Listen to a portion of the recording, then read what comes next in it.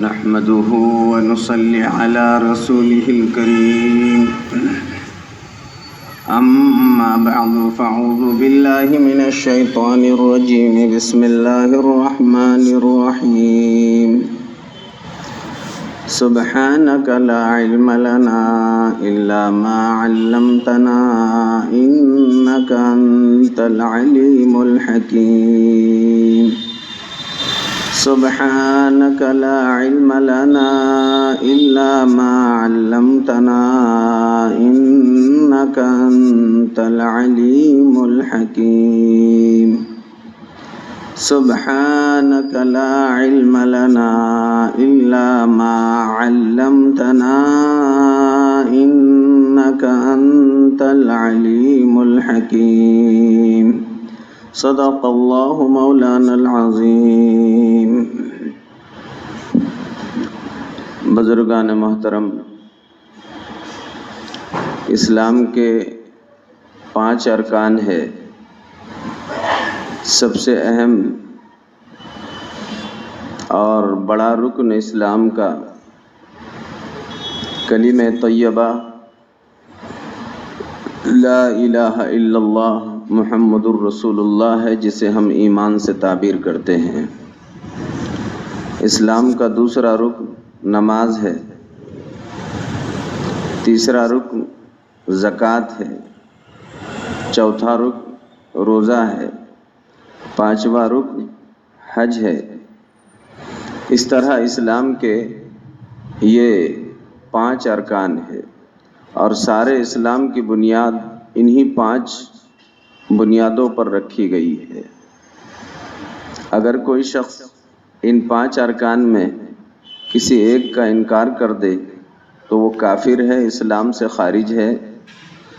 اسلام اور مسلمانوں سے اس کا کوئی تعلق نہیں ہے جو ایک رکن کا بھی انکار کر دے۔ الحمدللہ ایمان سے متعلق اور کلمہ طیبہ سے متعلق تفصیلات اکثر پیش کی جاتی رہی۔ نماز سے متعلق بہت ساری تفصیلات آپ سنتے رہے۔ روزے سے متعلق تفصیلات گزشتہ معروضات میں آپ کی خدمت میں پیش کی گئی، اور اب ہم زکوٰۃ سے متعلق کچھ باتیں عرض کرنا چاہیں گے۔ اللہ تعالیٰ سے دعا فرمائیں پروردگار عالم اسلام کے اس اہم رکن کی ہم سب کو قدردانی کی توفیق نصیب فرمائیں۔ اسلام کا یہ اہم رکن زکوٰۃ ہے۔ زکوٰۃ کے معنی اگر دیکھے جائے تو لغوی معنی کے اعتبار سے زکوٰۃ کے معنی آتے ہیں پاکی کے اور پاک کرنے کے۔ چونکہ مسلمان حالت اسلام میں بلوغیت کے بعد مالی کے نصاب ہونے کے ساتھ جب اپنے مال کا وہ 2.5% 40واں حصہ بطور زکوٰۃ کے مال نکالتا ہے، تو 2.5% نکالنے کے بعد جتنا مال اس کے پاس 97.5% بچا ہوا ہے، اللہ تعالیٰ یہ 2.5% نکالنے کے بعد 97.5% کو پاک اور صاف بنا دیتے ہیں۔ اس لیے زکوٰۃ کو زکوٰۃ کہا گیا، یعنی مال کو پاک کرنے والا عمل۔ چونکہ 2.5% زکوٰۃ نکالنے سے 97.5% جو مال بچا ہوا ہے یہ سب پاک ہو جاتا ہے، اس کا میل کچیل سب ختم ہو جاتا ہے۔ شرعی اور اصطلاحی اعتبار سے زکوٰۃ نام ہے مخصوص نصاب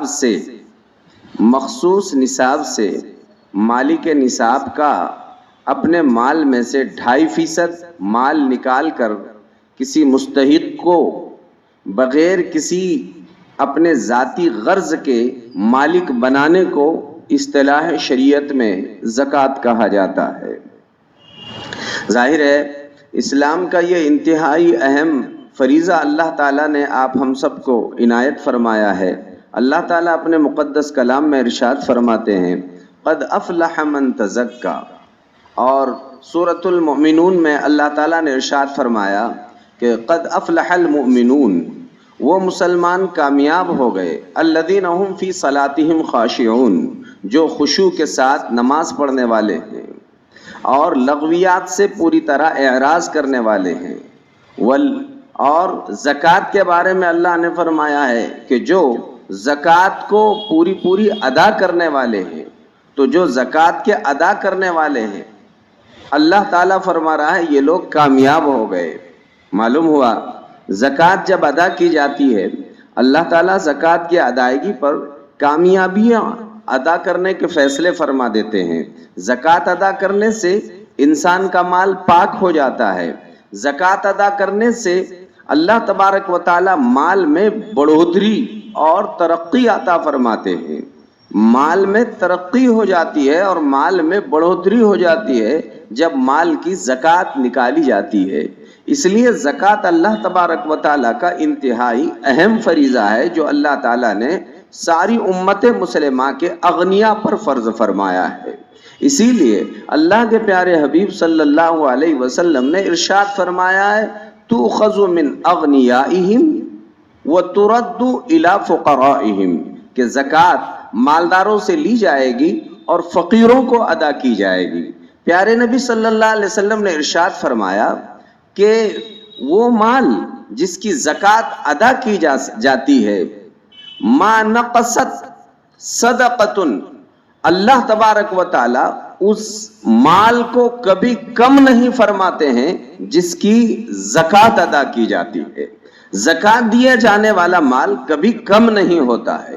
اگر کسی شخص کو اس جملے میں شبہ ہو رہا ہے کہ میرے مال دینے سے اور صدقہ دینے سے مال میں کمی آتی ہے، کٹوتری آتی ہے، تو یہ شخص گناہگار ہے اور اسے 10 مرتبہ سمجھنا چاہیے بلکہ 1000 مرتبہ غور کرنا چاہیے کہ پیارے نبی نے جس مال کے بارے میں فرمایا کہ اس سے مال میں بڑھوتری آتی ہے، اللہ اس کا مال کہیں کم نہیں فرماتے ہیں جس کی زکوٰۃ ادا کی جائے۔ تو ہمارا ایمان ہے پیغمبر حضرت محمد الرسول اللہ صلی اللہ علیہ وسلم نے ارشاد فرمائی ہوئی بات میں ذرہ برابر شک و شبہ نہیں کیا جا سکتا ہے۔ یقیناً اللہ اس کا مال بڑھانے والے ہیں اور اس کے مال میں بڑھوتری اللہ تبارک و تعالی پیدا فرمانے والے ہیں جو اپنے مال کی زکوٰۃ ادا کرنے کا اہتمام کرتا ہے۔ اس لیے زکوٰۃ یہ اللہ تبارک و تعالی کے طرف سے آپ ہم سب پر عائد کیا ہوا فریضہ ہے۔ دوسری بات، زکوٰۃ کو دینے کی غرض یہ بھی ہے کہ اصل بات یہ ہے کہ اللہ یہ چاہتا ہے کہ مال کسی ایک کا ٹھیکہ بن کر نہ رہے کہ ایک شخص دعویٰ کرے کہ میں ہی اپنے مال کا ٹھیکیدار ہوں۔ اللہ یہ چاہتا ہے یہ مال عدل بدل ہوتا رہے، کہیں اس کے پاس ہے کبھی اس کے پاس ہے۔ آپ نے دیکھا ہے بڑے بڑے کروڑ پتی رہے ہیں ان کے والدین، لیکن ان کے اولادوں کو آپ نے دیکھا ہے کہ ہاتھ میں وہ کٹورا لے کر بھیک مانگتے ہوئے پھرتے ہوئے آپ نے دیکھا ہے اور آپ نے سنا ہے، اور اس کی ہزاروں مثالیں آپ کو موجود اور ملتی رہے گی۔ اور کتنے ہی ایسے ان کے والدین فقیر رہے جو بھیک مانگ کر کھاتے تھے، لیکن ان کے اولادوں کو اللہ نے ایسا کروڑ پتی بنایا کہ جو ہزاروں کے بھیک کے مسئلوں کو حل کرنے والے بن گئے۔ تو یہ مال جو ہے یہ تو ایسی چیز ہے کہ ذل زائل، یہ ہٹنے والا سایہ ہے۔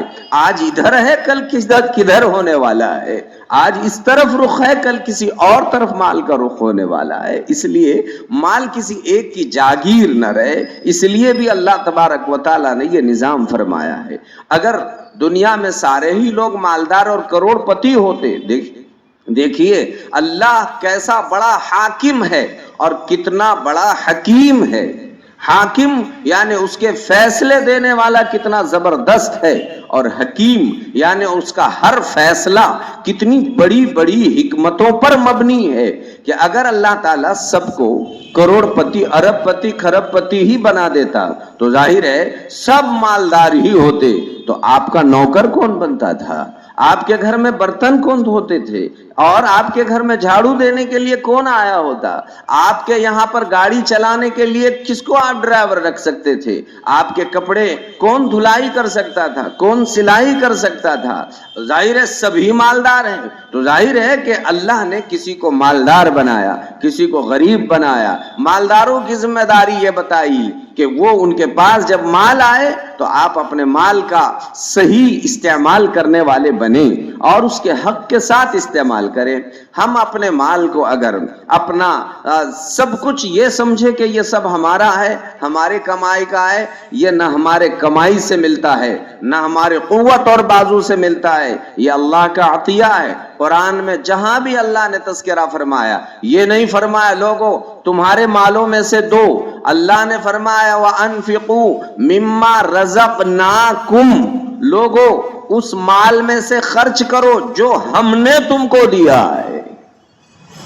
تم یہ مت سمجھو کہ میرے پاس بہت بڑی فیکٹری ہے, میرے پاس بہت بڑا کارخانہ ہے, میں بہت بڑا مالدار اور کروڑ پتی اور ارب پتی ہوں. اللہ یہ بتانا چاہتے ہیں کہ یہ جو کچھ ہے یہ ہم نے تمہیں دیا ہے. اگر تمہارے سر میں, دماغ میں, بدن میں باریک باریک نسیں ہیں, اگر تھوڑی سی معمولی کسی جگہ ہم دبا دیں اور اس کو جھٹکا دے دیں تو پھر تمہیں سمجھ میں آتا تھا کہ تمہارے ارب پتی کا کیا معاملہ ہوتا ہے اور یہ مال ہم کس طریقے سے کما سکتے ہیں. یہ اللہ نے دی ہوئی قوت ہے, اللہ نے دی ہوئی صلاحیت ہے, اللہ نے دیا ہوا عطیہ ہے. تو یہ سارا کا سارا مال جتنا ہے یہ سب اللہ کی ملکیت ہے. بالآخر اللہ نے قرآن کریم میں ارشاد فرمایا وَلِلَّهِ مِيرَاثُ السَّمَاوَاتِ وَالْأَرْضِ, یہ ساری کے ساری زمین اور آسمان کی جتنی میراث ہے یہ سب اللہ کی ہے, یہ سب اللہ کی ہے. صاف طور پر اللہ نے قرآن کریم میں ارشاد فرمایا یا ایھا الناس, لوگو انتم الفقراء, تم سب فقیر ہو, تم سب فقیر ہو. مالدار ذات صرف اللہ وحدہ لا شریک لہو کی ہے. تمہارے دنیا کے یہ بڑے بڑے عامدار, خاصدار اور وزیر اعلیٰ اور وزیر اعظم اور وقت کے بادشاہ, سب کے لیے خطاب اللہ کا عام ہے انتم الفقراء. جس طرح ایک جھوپڑی میں رہنے والا, باسی روٹی کھانے والا یہ فقیر ہے, اے بڑے بڑے بادشاہو تم سب بھی فقیر ہو. واللہ هو الغنی, اور مالدار ذات صرف اللہ وحدہ لا شریک لہو کی ہے. اس لیے کہ مالدار مال سے نہیں ہوتا ہے, مالدار اسے کہا جاتا ہے جو کسی چیز میں محتاج نہ ہو. اور یہ کتنا ہی مالدار ہو, یہ پیشاب کا محتاج ہے, یہ پاخانے کا محتاج ہے, یہ بیماری آئے تو دوا محتاج ہے, یہ کھانے کے لیے روٹی اور سالن کا محتاج ہے, یہ غذائیت کا محتاج ہے. اور اللہ وحدہ لا شریک لہو کسی چیز کا محتاج نہیں ہے, اور اللہ تبارک و تعالی ہر چیز سے مبرہ اور منزہ ہے. اللہ وحدہ لا شریک لہو کی ذات ہے. دوسری بات یہ ہے, یہ مال جو ہے بھائیوں, مال اوساخ الناس کہا گیا ہے, اسے تو میل کہا گیا ہے, لوگوں کا میل کہا گیا ہے. اس لیے جو لوگ اپنی زکوٰۃ ادا نہیں کرتے ہیں, وہ اپنے گھر میں پیسے جمع نہیں کر رہے ہیں, وہ میل جمع کر رہے ہیں.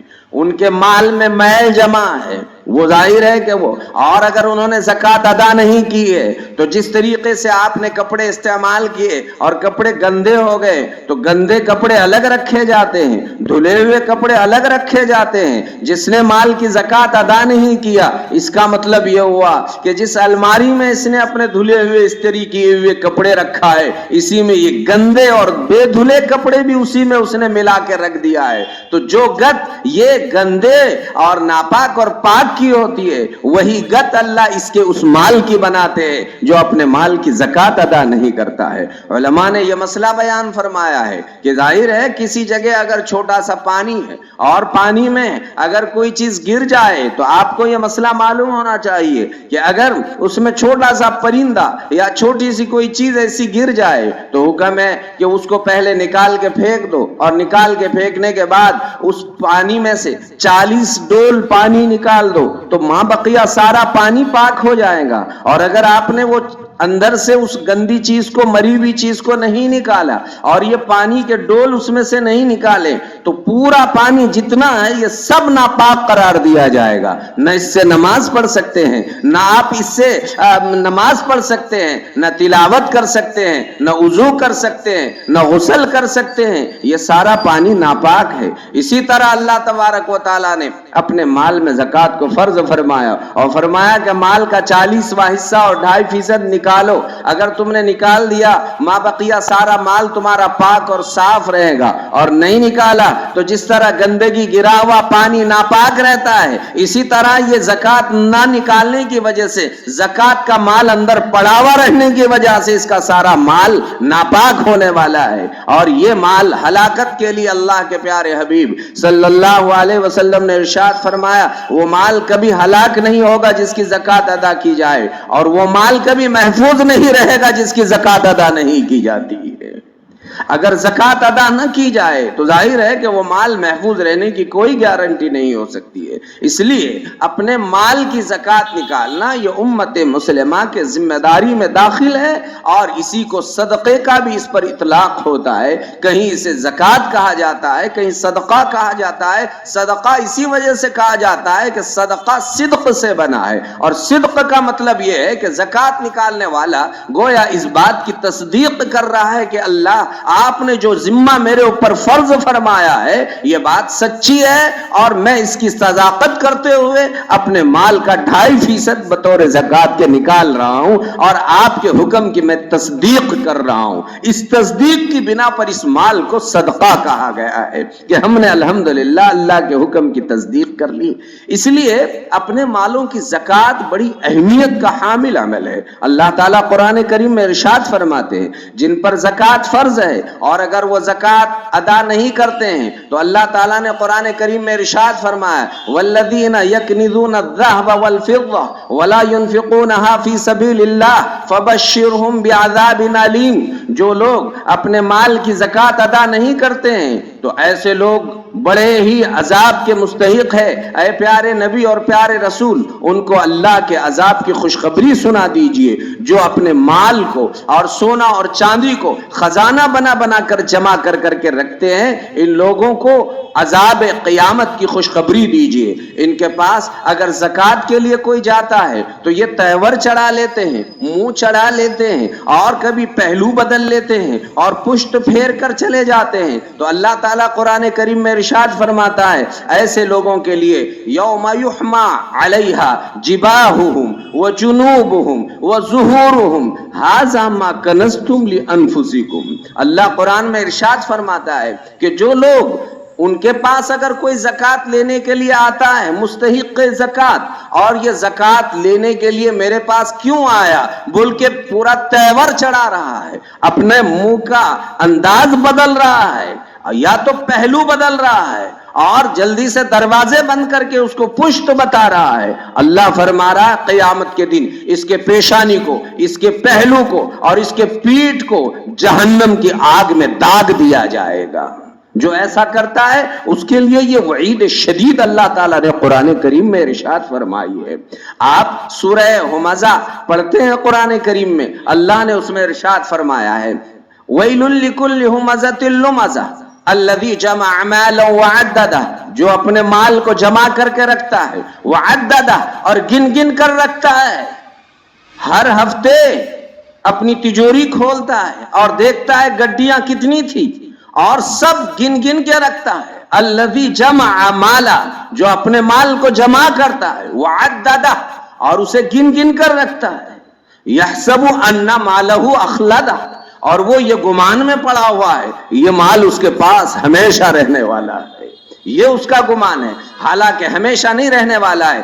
جن ہاتھوں سے گڈیاں گن رہا تھا, مرتے ہی یہ ہاتھ ایسے خالی رکھ کر ایسے دونوں پہلوؤں سے چپکائے جائیں گے, اور اسے بتایا جائے گا کہ دیکھ مٹھی اور ہاتھ اوپر بھی مت رکھ, کہیں اس کا دعویٰ نہ کر بیٹھے کہ میرے ہاتھ میں کچھ پیسہ ہے. اسے بھی بند کر دیا جا رہا ہے. یحسب ان مالہ اخلدہ, یہ خیال کرتا ہے کہ مال اس کے پاس ہمیشہ رہنے والا ہے. ایسا نہیں ہے. کلا لینبذن فی الحطمہ, اگر اللہ کا حق ادا نہیں کریں گے اور بخل کر کے رہیں گے, اور اللہ نے دیے ہوئے مال میں سے اگر اللہ کا حق ادا نہیں کریں گے تو پھر اسے حطمہ میں ڈال دیا جائے گا. کلا لینبذن فی الحطمہ, ایسا ہرگز نہیں ہے کہ یہ مال اس کے پاس ہمیشہ رہنے والا ہے, اسے تو حطمہ میں ڈال دیا جائے گا. وما ادراک ما الحطمہ, لوگو تمہیں معلوم ہے حطمہ کسے کہتے ہیں؟ اللہ اکبر, حطمہ کسے کہتے ہیں؟ اللہ خود فرما رہے ہیں, ارے حطمہ وہ ہے نار اللہ الموقدہ, حطمہ وہ آگ ہے، ایک آگ وہ ہے جو آپ گیس سلنڈر میں، گیس میں آپ آگ لگاتے ہیں، اسٹو میں آپ آگ لگاتے ہیں، چولہے میں آپ آگ لگاتے ہیں، یہ آپ نے لگائی ہوئی آگ ہے، تو یہ آگ کی حالت گرمی کی ہوتی ہے۔ اور سنو، حطمہ وہ آگ ہے، نار اللہ الموقدہ، وہ اللہ نے سلگائی ہوئی آگ ہے، اللہ نے سلگائی ہوئی آگ ہے، نار اللہ الموقدہ التی تطلع علی الافئدہ۔ تم جب جلاتے ہو تو پہلے باہر کا حصہ جلتا ہے اور پھر اندر کا حصہ جلتا ہے، لیکن اللہ جو آگ جلاتا ہے اس سے پہلے اندر کا جلتا ہے پھر باہر کا جلتا ہے۔ التی تطلع علی الافئدہ، افئدہ دل پہ، وہ آگ جو دلوں پر مطلع ہونے والی، یعنی ڈائریکٹ اس کا حملہ اور اس کا اٹیک دل پر ہوتا ہے۔ جس دل میں مال کی محبت تھی، جس دل میں مال کو جمع کر کے رکھتا تھا، جس دل میں مال سے بہت زیادہ اس نے پوری طرح سے اپنے مال پر اپنی گرفت سمجھ رکھا تھا، اس دل کو سب سے پہلے اللہ تبارک و تعالی آگ سے جلا دیتے ہیں۔ التی تطلع علی الافئدہ، بڑی خطرناک بات ہے۔ اللہ ان وعیدوں سے ہم سب کی حفاظت فرمائے۔ اس لیے یہ سب پر ذمہ داری ہے بھائیوں کہ ہم اپنے مال کی زکوٰۃ پوری ادا کرنے کی مکمل طور پر فکر اور کوشش کریں۔ دوسری اہم بات یہ سمجھے کہ زکوٰۃ جو ہے یہ اللہ تبارک و تعالیٰ کا عائد کیا ہوا فریضہ ہے، مالداروں کی ذمہ داری میں داخل ہے کہ وہ اپنی زکوٰۃ ادا کر دے۔ ظاہر ہے آج اگر یہ کسی کو دے گا، کل یہ یا اس کی نسل میں اس قسم کے لوگ اگر پیدا ہوں گے، اللہ ان کے ذریعے اس کو ادا کرنے کا انتظام فرمائے گا۔ تو یہ تو عدل بدل کی دنیا ہے اور اس طرح کے معاملات یہاں پر دنیا بھر میں ہوتے رہیں گے۔ اس لیے زکوٰۃ بڑا اہم فریضہ ہے، اس کی ذمہ داری ادا کرنے کی فکر اور کوشش سب نے کرنا چاہیے۔ اللہ کے پیارے حبیب صلی اللہ علیہ وسلم اپنے زندگی میں اس کا بہت زیادہ اہتمام فرماتے تھے اور صحابہ کو خاص طور پر اس کی ترغیب بھی ہوتی تھی، اور خود اللہ کے نبی صلی اللہ علیہ وسلم نے ازواج مطہرات کو بھی اور اپنی بیٹیوں کو بھی اس کا پابند بنایا تھا۔ لہٰذا ہم بھی سب خود بھی ادا کریں، اپنی آل اولاد کو بھی پابند کریں، اپنی بہو بیٹوں اور بیٹیوں کو بھی پابند کریں کہ اپنے مال کی پوری زکوٰۃ ادا کریں۔ اس وقت تو حالات ایسے ہیں۔ دوسری طرف بات یہ ہے کہ جب زکوٰۃ روک لی جاتی ہے تو وبائیں آنا شروع ہو جاتی ہے، ہر چیز کے کچھ اثرات ہوتے ہیں۔ اسی طرح زکوٰۃ ادا نہ کرنے کے بھی کچھ اثرات، منفی اثرات ہیں، اور اس میں سب سے بڑا اثر یہ ہے جو قوم زکوٰۃ روک لیتی ہے اللہ اس قوم کو قحط سالی میں مبتلا فرما دیتے ہیں۔ اس قوم سے اللہ بارش کو روک لیتے ہیں، اس قوم سے اللہ بارش کو روک لیتے ہیں جو زکوٰۃ ادا کرنے کا اہتمام نہ کرے۔ آج دیکھو بھائیو، سال چلے جا رہے ہیں اور ہمارے یہاں بارش کا کیا معاملہ چل رہا ہے۔ کھیتی باڑیوں کے معاملات تو بہت دور کی بات ہے، اور کنویں اور بولیوں کے بات تو بہت دور کی بات ہے۔ آج ہمارے گھروں کے رنجن پانی کے اور حوض اور ٹنکیاں یہ بھی سوکھی ہوئی نظر آ رہی ہے۔ اللہ کی بے زبان مخلوق، حدیث میں آتا ہے کہ جو قوم زکوٰۃ ادا نہ کرے اور اللہ کے حکم کی پامالی کرے اور اللہ کے حکم کو پورا نہ کرے، اللہ کی یہ بے زبان مخلوق یعنی جانور اگر زمین پر نہ ہوتے تو آسمان سے ایک پانی کا قطرہ نہیں برستا تھا۔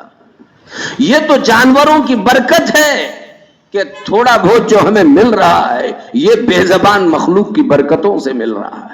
اس وقت بھائیو ہمارا خصوصاً پورا علاقہ اور عموماً آپ دیکھیں ہر جگہ یہ حالات ہے، بارش رکی ہوئی ہے اور بارش برسنے کے لیے تیار نہیں ہے۔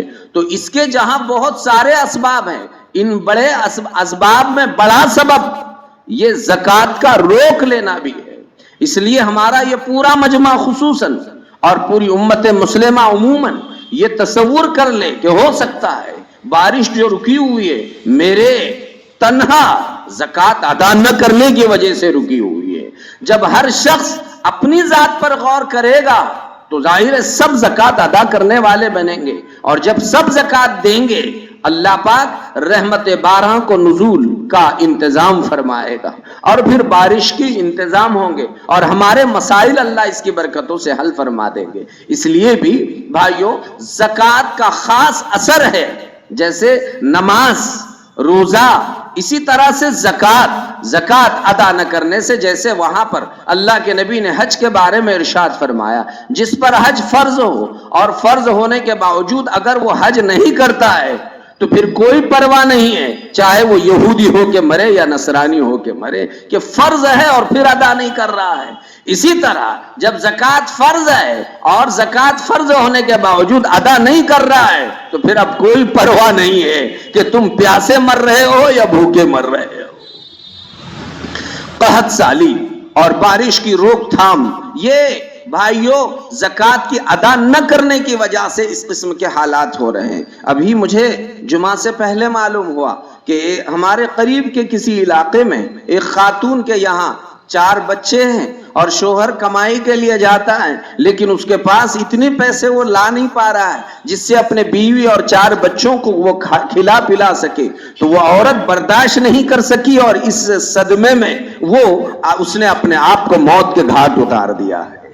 یہ حالات اس وقت چل رہے ہیں، اس لیے تازی خبر ہے ہمارے اپنے علاقوں میں ایسے حالات ہو رہے ہیں۔ اور سچی بات یہ ہے کہ سرمایہ داروں کے پاس اتنا سرمایہ ہے کہ ان کے پاس اب بھی وہ دیکھتے ہیں کہ رکھنے کے لیے جگہ نہیں ہے، لیکن پھر اپنے مال کی زکوٰۃ ادا نہیں کرتے ہیں۔ صحیح بات تو یہ ہے کہ اگر ہم لوگ زکوٰۃ ادا کرنے پر اتر جائیں اور بیڑ شہر کے دوست یہ طے کر لیں کہ جن پر جتنی زکوٰۃ ہے ہم پوری زکوٰۃ ادا کریں گے، تو کم سے کم ہمارا شہر اگر پوری زکوٰۃ نکال دے تو یہ بات دعوے کے ساتھ کہی جا سکتی ہے، ہمارے پورے ضلع میں کوئی آپ کو فقیر نظر نہیں آئے گا اگر ہم ادا کرنے والے بنے۔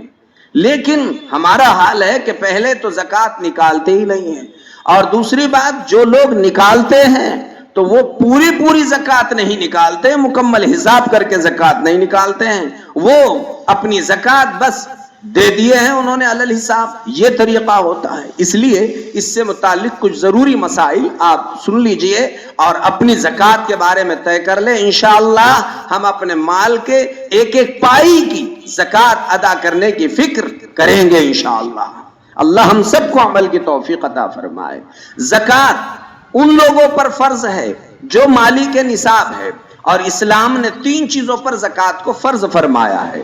نمبر 1 سونا، نمبر 2 چاندی، نمبر 3 نقد پیسہ، چاہے وہ نوٹ کی شکل میں ہو، سکوں کی شکل میں ہو یا مال تجارت کی شکل میں ہو۔ تو اللہ نے ان 3 چیزوں پر جو شخص مالی کے نصاب ہے اس پر زکوٰۃ فرض فرمائی ہے۔ سونا، چاندی اور نقد پیسہ، وہ مال تجارت جس کے پاس بھی ہے، بس یہ شخص کو چاہیے کہ وہ اپنا حساب کر لیں کہ میں مالی کے نصاب ہے یا نہیں۔ سونے سے مطلب یہ ہے کہ اس کے پاس 7.5 تولہ سونا، یہ اعلیٰ قسم کا نصاب ہے کہ جس کے پاس 7.5 تولہ سونا ہے، اگر اس کے پاس 1 رتی چاندی نہیں ہے اور 1 روپیہ پیسہ نہیں ہے اور مال تجارت کچھ بھی نہیں ہے، لیکن اس کے پاس صرف سونا ہی ہے، تو جب تک وہ 7.5 تولے نہیں ہوگا اور اس پر سال نہیں گزرے گا، اس وقت تک اس شخص پر زکوٰۃ فرض نہیں ہوگی۔ دوسرے، کسی شخص کے پاس 52.5 تولہ چاندی ہے اور 52.5 تولہ چاندی میں 1 رتی سونا نہیں ہے اور 1 روپیہ پیسہ نہیں ہے، نہ مال تجارت ہے، تو جب تک وہ چاندی 52.5 تولہ نہیں بنے گی اس وقت تک اس شخص پر زکوٰۃ فرض نہیں ہے۔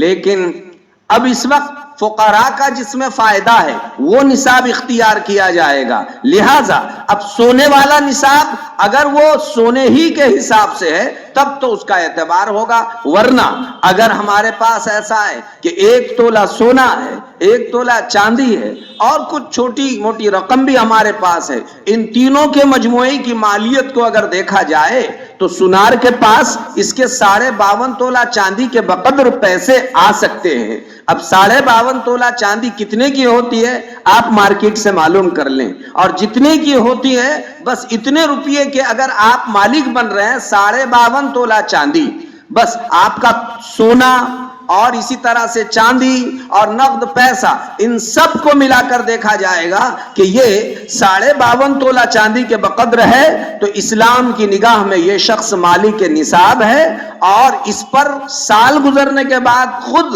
اپنے اس مال کی زکات دینا فرض ہے، اور ایسے شخص کو اگر کوئی زکات دے دیں تو اس کو زکات دینے سے دینے والے کی زکات ادا نہیں ہوگی۔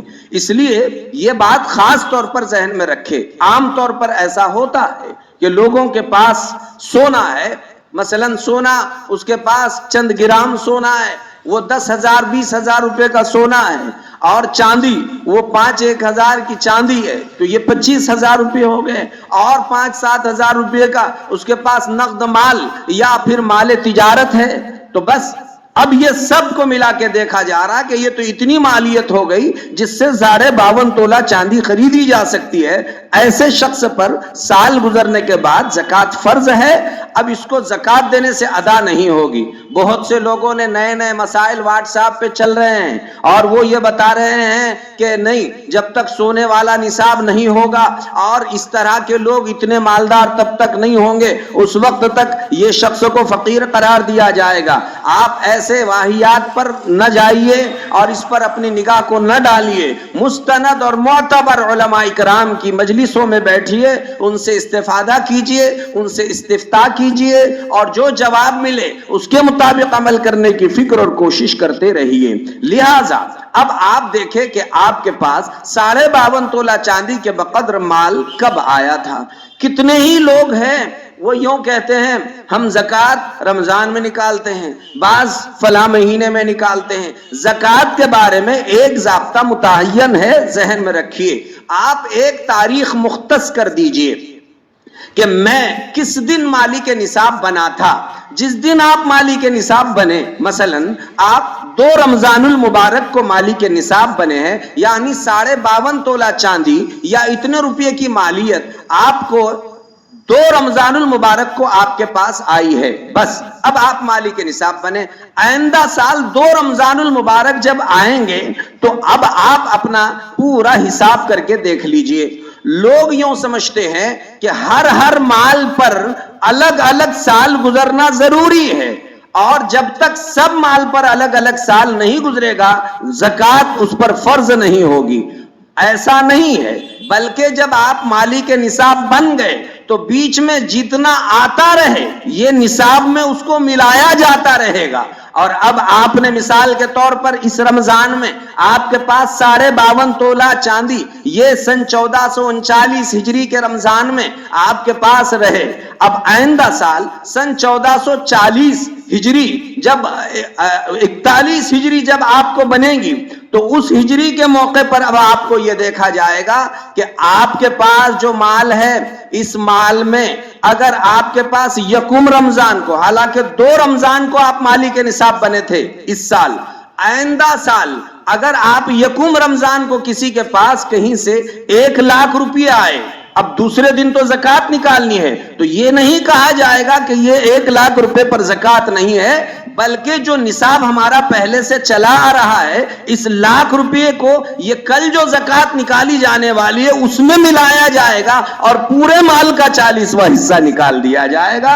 ہر مال پر زکوٰۃ سال الگ گزرنا ضروری نہیں ہے۔ آپ اپنا سال ہونے کے بعد کتنا قرض آپ پر ہے، قرض کو وضع کیجئے، اور قرض کو وضع کرنے کے بعد آپ اپنے مال کا 40واں حصہ نکالنے کا اہتمام کیجئے۔ ایک صورت یہ، اگر بالفرض آپ کے پاس 2 رمضان تک 1 کروڑ روپے تھے، اور بات یہ بنی کہ آپ نے اس کی زکوٰۃ جتنی نکالنی تھی نکال لی، لیکن 3 رمضان مبارک آیا، آئندہ سال کا 3 رمضان آیا، آپ کے پاس 2 رمضان تک 1 کروڑ روپے ہیں، اور اب 3 رمضان جب آئے تو آپ کے پاس وہ 2 کروڑ روپے بن گئے۔ اچانک دوسرے ہی دن کہیں سے 1 کروڑ کا نفع آپ کے پاس آیا، تو پہلے سے 1 کروڑ آپ کے پاس ہے، اور یہ دوسرے دن یعنی 3 رمضان کو 1 کروڑ آپ کے پاس آئے، تو آپ پر صرف وہ 1 کروڑ ہی کی زکوٰۃ جو آپ کی تاریخ میں آ گئی، 2 तारीख थी, निकल चुकी उसकी ज़कात। अब 3 तारीख को करोड़ों रुपये आए, इन सब की ज़कात उसके बाद वाले साल के 2 रमजान पे फर्ज होगी। तो एतबार हमारा 1 तारीख का है, लिहाजा आप अपने लिए 1 तारीख मुख्तस कर दे कि इस तारीख को मैं मालिक निसाब हूं। बीच में क्या आया क्या गया इसको देखने की जरूरत नहीं है, और आइंदा क्या आ रहा है क्या जा रहा है ये देखने की जरूरत नहीं है। जो बचा उसको आप अपनी तारीख में निकालिए, और जो आइंदा आए उसको आप आइंदा साल पर डालिए। ये एक तारीख मुकर्रर कर ली जाए, और तारीख निकालने का ये ज़ाब्ता अपने पास मुकर्रर कर लिया जाए। ये होता है हमारे लिए ज़कात निकालने के लिए ज़ाब्ता। दूसरी बात, ज़कात में नियत करना शर्त है। अगर आपने नियत नहीं की और हर आने वालों को आपने 50,000 रुपये देते रहे, ये सदका कहलाएगा, इससे आपकी ज़कात अदा नहीं होगी। आप पैसा जब दे रहे हैं तो अगर कोई आपसे पूछे ये किस बाबत आपने पैसे दिए, तो बेसाख्ता आपके जबान से निकलना चाहिए ये ज़कात है, बस। तो अगर ऐसी बात है तो नियत करके आप अलग से इतने पैसे ज़कात के रख दीजिए, 1 मर्तबा नियत करके। तो अब आप चाहे जब भी दें उस वक्त नियत करने की जरूरत नहीं है, 1 मर्तबा नियत करना काफी है। बहरहाल बगैर नियत किए के ज़कात अदा नहीं होती है। अपने माल का 2.5% हिस्सा निकालते वक्त बाज़ाब्ता नियत करना शर्त है, और नियत के साथ ज़कात अदा की जाएगी। अब हम देखें, हमारे घर में हमारे बीवी के यहाँ जेवरात है तो वो कितने हैं? बीवी के पास अलग होते हैं, बहू के पास अलग होते हैं, बेटी के पास अलग होते हैं, इसी तरह बाप के पास अलग होते हैं, बेटे के पास पैसे अलग होते हैं। तो अब इसमें देखें कि कौन किस माल का मालिक है। जो जिस माल का मालिक है उस पर उसी की ज़कात फर्ज है। दूसरों के मसलन बीवी की ज़कात शोहर पर फर्ज नहीं, और शोहर की ज़कात बीवी पर फर्ज नहीं। बेटे पर जो ज़कात फर्ज है वो बाप के जिम्मे नहीं, और बाप पर जो ज़कात है वो बेटे के जिम्मे नहीं। लेकिन सब लोग अगर घर में मुश्तरक ही रहते हैं और मुश्तरक रहकर बाहम मशवरों से सब ने एक को मालिक बना दिया, जी मसलन अब्बा जान मालिक है, अब घर में चाहे जितने भी अफराद हैं तो ये सब के तरफ से अगर अब्बा सबकी इजाजत से अपने माल का 2.5% ज़कात निकालते हैं तो ये सब के तरफ से ज़कात अदा हो जाएगी। अब अलग अलग हर एक को मिल्कियत चूंकि है नहीं, इसलिए अलग अलग सब की निकालने की जरूरत नहीं है। लेकिन घरों में जो बहू होती है, बहू के पास जेवरात होते हैं, तो कुछ जेवर उसके वालिदैन ने दिया हुआ होता है और कुछ जेवरात उसके शोहर के घर के होते हैं। तो अब इस औरत पर जो ज़कात फर्ज है उसके वालिदैन ने दिए हुए जेवरात पर तो उसी पर ज़कात उसकी फर्ज है। लेकिन अगर वो अपने शोहर को कहे कि जब मैंने जिंदगी आपके लिए कुर्बान कर दी और ये जेवरात अगरचे कि मैं पहन रही हूं लेकिन आप मेरी भी ज़कात अदा कर दे, तो शोहर अगर अदा कर दे तो कर सकता है, इस तरह अदा करने की गुंजाइश है। इसी तरह से बहुत सारे लोग प्लाटिंग खरीद के रखते हैं, घरों को खरीद के रखते हैं और बड़ी बड़ी दुकानें खरीद लेते हैं।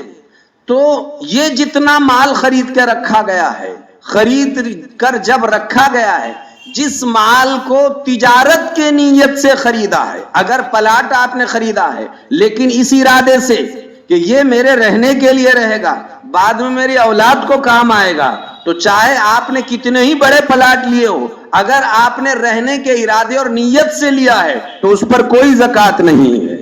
लेकिन अगर इस इरादे से लिया है कि जब भी इसकी कीमत आएगी मुझे इसे फरोख्त करना है, ये मैं बेचने के लिए ले रहा हूं, तो जाहिर है कि ये माले तिजारत बन गया और अब इस पर ज़कात फर्ज हो गई। अब चाहे वो प्लाटिंग करने की तिजारत कर रहे हो प्लाटिंग की, या ये है कि बस वो इस तरह से उन्होंने बेचने के लिए इक्का दुक्का लेके रखा हो, जिसको भी आपने तिजारत की नीयत से लिया है, आज मार्केट में जो उसका भाव होगा, आज जिस दिन ज़कात निकाली जा रही है उस दिन का एतबार किया जाएगा और उस दिन के एतबार से उसकी ज़कात निकालनी उस शख्स के जिम्मे लाजिम होगी। کہ جس دن وہ زکوٰۃ نکال رہا ہے اس نے یہ خریدے ہوئے مال کی اس دن مارکیٹ میں کیا قیمت ہے، جو قیمت ہے اس کے اعتبار سے. یہی حال چاہے ہماری کپڑوں کی تجارت ہو، چاہے کرانہ دکان ہو، چاہے ہم کوئی چیز کی تجارت کر رہے ہو. اب اس کی دو طریقے ہیں کہ ہمارے پاس جتنا مال ہے یہ پورے مال میں ایک ایک چیز کا حساب کر کے زکوٰۃ نکالنا فرض ہے. عام طور پر اندازے پہ لوگ دے دیتے ہیں. بعض لوگ یہ بولتے نہیں ہم نے کچھ بڑھ کے ہی دیا، حالانکہ ہاتھ اتنا بڑا نہیں ہے لیکن کہنے میں ہمت ایسی. وہ تو بس آپ اس کا پوچھو ہی مت کتنا دیا، اللہ کو ایسے دینے کی کوئی ضرورت نہیں ہے. آپ پورے مال کا حساب کیجئے، ہر سال کیجئے. مارچ اینڈ آتا ہے تو آپ ایک کوڑی باقی نہیں رکھتے ہیں جس کا حساب نہیں کرتے ہیں، اور اللہ کی زکوٰۃ کا موقع آتا ہے تو سب کا حساب کرنا جان پہ آ جاتا ہے. حضرت مفکر اسلام حضرت مولانا تقی عثمانی دامت برکاتہم نے اس کی بہت اچھی ایک مثال دی، اور انہوں نے فرمایا کہ اس کی آسان صورت یہ ہے کہ جن کے پاس اس طرح کے مال ہے وہ دو طرح کے ہیں. ایک تو ہول سیل ہوتا ہے اور ایک ریٹیل ہوتا ہے. ہول سیل ہوتا ہے اور ایک ریٹیل ہوتا ہے. تو اب وہ یہ دیکھے کہ میرے پاس جتنا مال ہے یہ سارا مال اگر ایک ایک چیز کا الگ الگ حساب میں نہیں کر سکتا ہوں تو یہ دیکھے کہ اگر آج مجھ سے کوئی پوری دکان خریدنے کے لیے آ جائے تو میں یہ پورا مال کتنے میں چھوڑ سکتا ہوں. ہر صاحب دکان کو اپنے مال کا اندازہ ہوتا ہے کہ میرے پاس کتنا سرمایہ ہے، تو آج میں کتنے میں چھوڑ سکتا ہوں. جتنے میں یہ چھوڑ سکتا ہے حضرت نے فرمایا بس یہ سمجھے کہ اتنا ہی اس کا مال ہے اور اس کا 2.5% وہ زکوٰۃ نکالنے کا اہتمام کر دے. یہ اپنے طور پر اس طرح کی ترتیبات وہ بنا دے اور اس طرح سے زکوٰۃ نکالنے کی فکر فرما لیں. بہرحال یہ اور اس جیسے بہت سارے مسائل آپ کے پاس ہے. آپ ان مسائل کو موقع محل کے اعتبار سے علماء اکرام سے پوچھتے رہیں اور تحقیق کر کے اس کے جوابات حاصل کرتے رہے. بھائیو، اللہ نے زکوٰۃ کو حکم فرمایا ہے وَآتُوا الزَّکَاۃَ، زکوٰۃ دو نہیں زکوٰۃ ادا کرو. اس لیے اس پہلو کو بھی سوچئے کہ جب زکوٰۃ آپ نے نکالی اپنے مال کی تو دیں کسے؟ زکوٰۃ دینے کے لیے یہ ضابطہ آپ کے پیش نظر ہونا چاہیے. میاں بیوی ایک دوسرے کو زکوٰۃ نہیں دے سکتے ہیں، اولاد اپنے ماں باپ کو زکوٰۃ نہیں دے سکتی ہے، ماں باپ اپنی اولاد کو زکوٰۃ نہیں دے سکتے ہیں.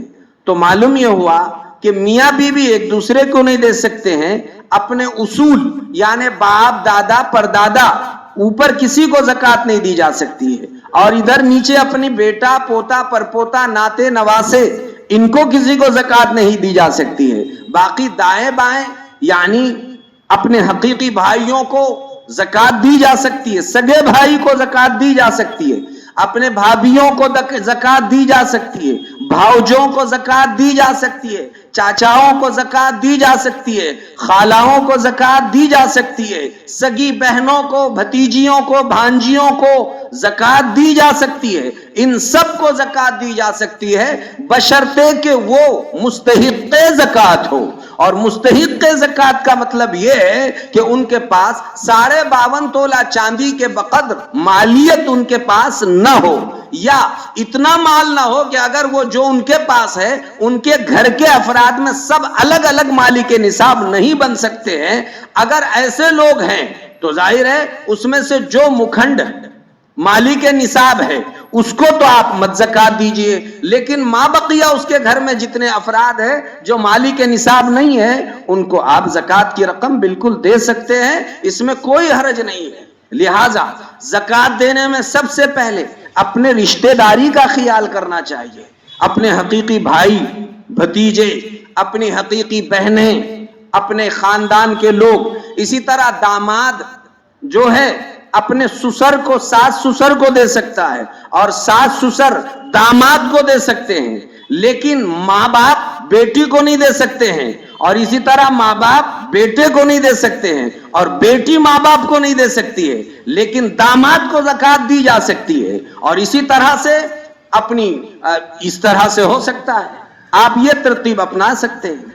لہذا زکوٰۃ میں یہ ضابطوں کا خیال رکھا جائے اور اس کے مطابق زکوٰۃ دینے کا اہتمام فرمائیں۔ پھر اس میں ہر شخص آج کل ریل پیل ہے، جس کے یہاں نظر آیا کہ یہ تھوڑا بہت مال دیتا ہے تو بس اس کے یہاں لائن لگ جاتی ہے، اور جب لائن لگتی ہے تو یہ بھی کسی کو دیکھتا نہیں ہے، جو ہاتھ میں آیا دیتا رہتا ہے۔ تو اس سے اس کا یہ صدقہ ہو جائے گا۔ اگر سامنے والا مستحق نہیں ہے تو پھر اس کی زکوٰۃ ادا نہیں ہوگی۔ تحقیق کریں، یا کم از کم ظاہری حالات سے پتا چلے، بس ظاہری، اپن ظاہر کے مکلف ہے، اس کے ظاہری حالات تھوڑی بہت تحقیق کر لیں اور معلوم ہو کہ ہاں یہ زکوٰۃ کا مستحق ہے تو آپ زکوٰۃ دینے کا اہتمام کیجئے۔ دوسری بات سنیے، لوگوں میں ایک عجیب بات چل پڑی ہے، وہ یوں کر رہے ہیں، ہم نے کپڑے لائے ہیں، زکوٰۃ کے کپڑے تقسیم کر رہے ہیں، شیر خرمے کا سامان لایا ہے، شیر خرمے کا سامان تقسیم کر رہے ہیں، اور معلوم نہیں کیا کیا چیزیں لائے ہیں اور لاتے ہیں اور یہ تقسیم کرتے ہیں۔ یاد رکھو بھائیو، اصل مسئلہ یہ ہے کہ آپ کے پاس اگر کپڑے ہی کی تجارت ہے تو کپڑوں میں سے کپڑے دے سکتے ہیں۔ اگر آپ نے شیر خرمے کا سامان ہی کی تجارت کرتے ہیں تو اس میں سے آپ اس کی زکوٰۃ دے سکتے ہیں، لیکن آپ فقیر کی ضرورت کا خیال کیجئے کہ وہ اس وقت اسے شیر خرمے کی ضرورت نہیں، اسے تو پیسوں کی ضرورت ہے۔ وہ عید کے دن آپ کا شیر خرما کھا لے گا، باقی کے دنوں میں تو اس کے گھر میں فاقہ چل رہا ہے۔ آپ اس کی ضرورت کو دیکھیے۔ اس لیے زیادہ بہتر شکل یہ ہے کہ براہ راست بجائے چیزوں کے آپ پیسوں کی شکل میں زکوٰۃ ادا کرنے کی فکر کریں۔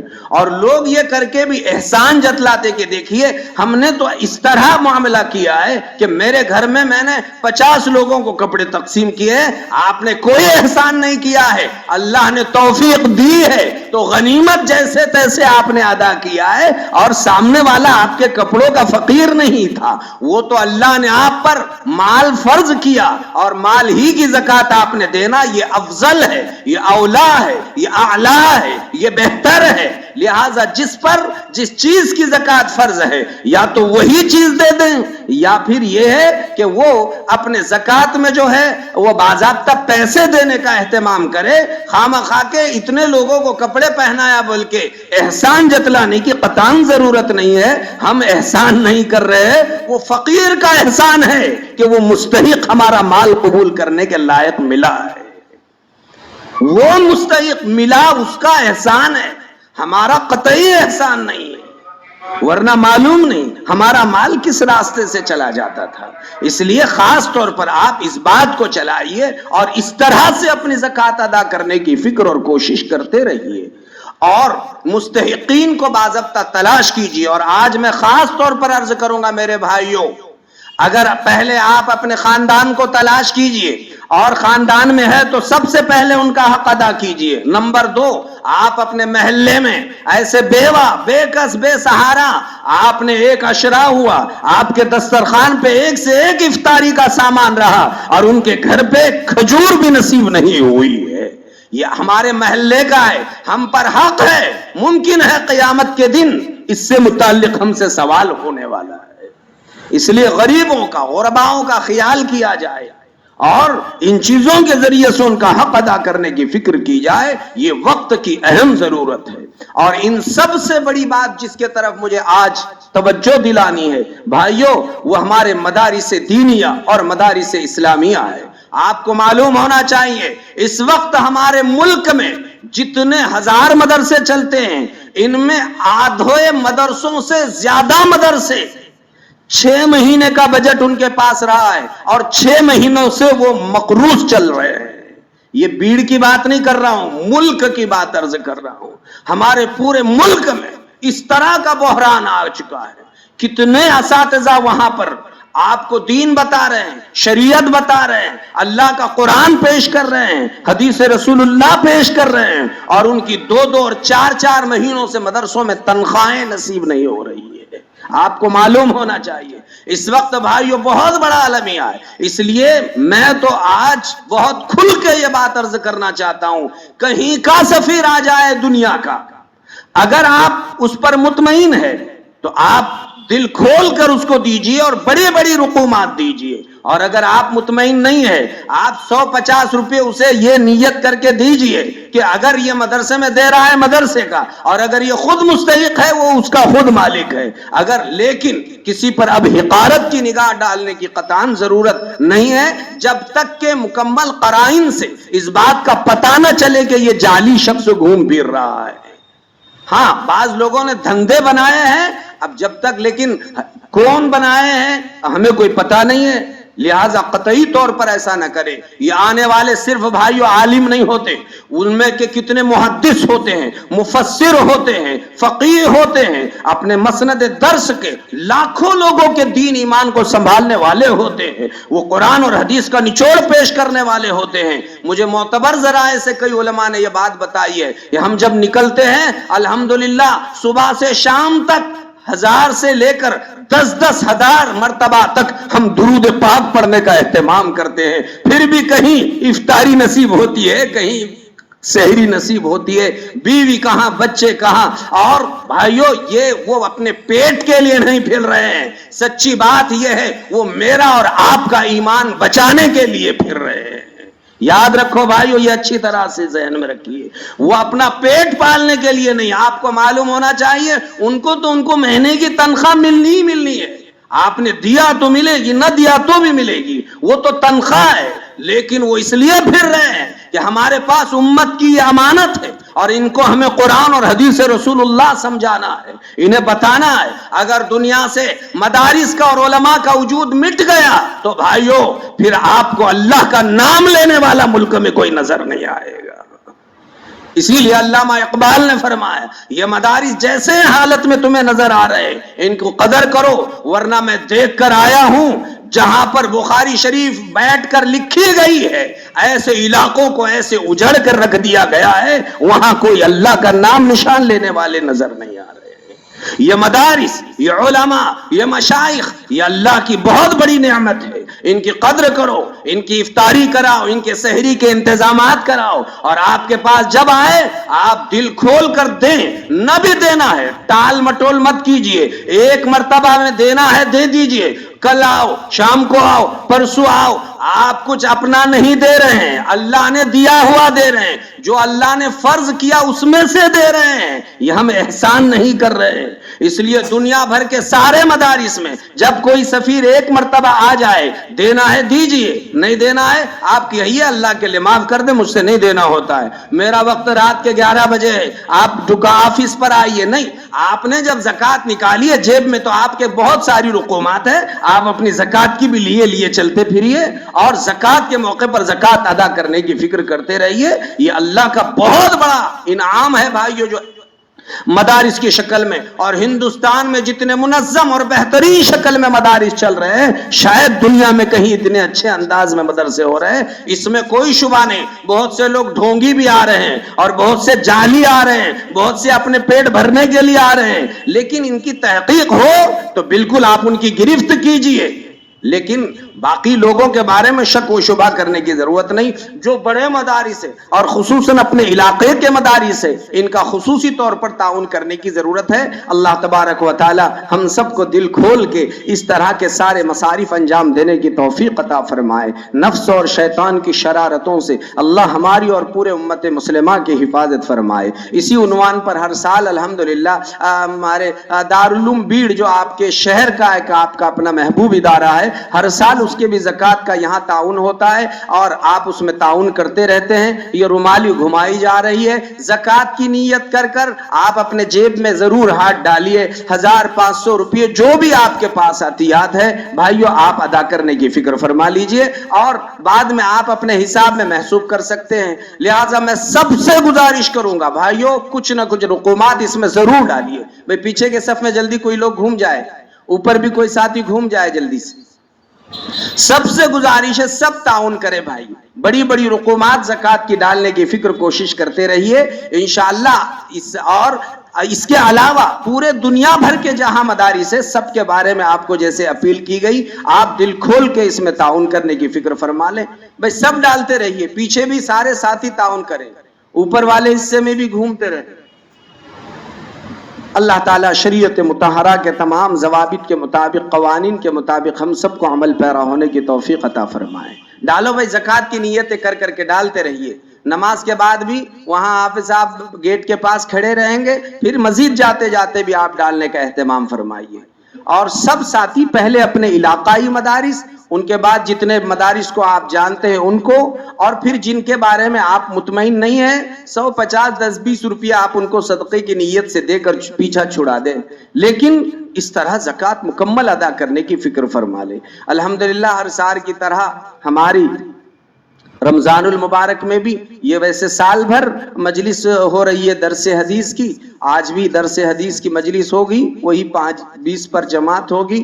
آپ سب تشریف لائیے، افطاری سے پہلے دعا مکمل ہو جائے گی انشاءاللہ، آپ افطاری کو اپنے گھر واپس چلے جا سکتے ہیں۔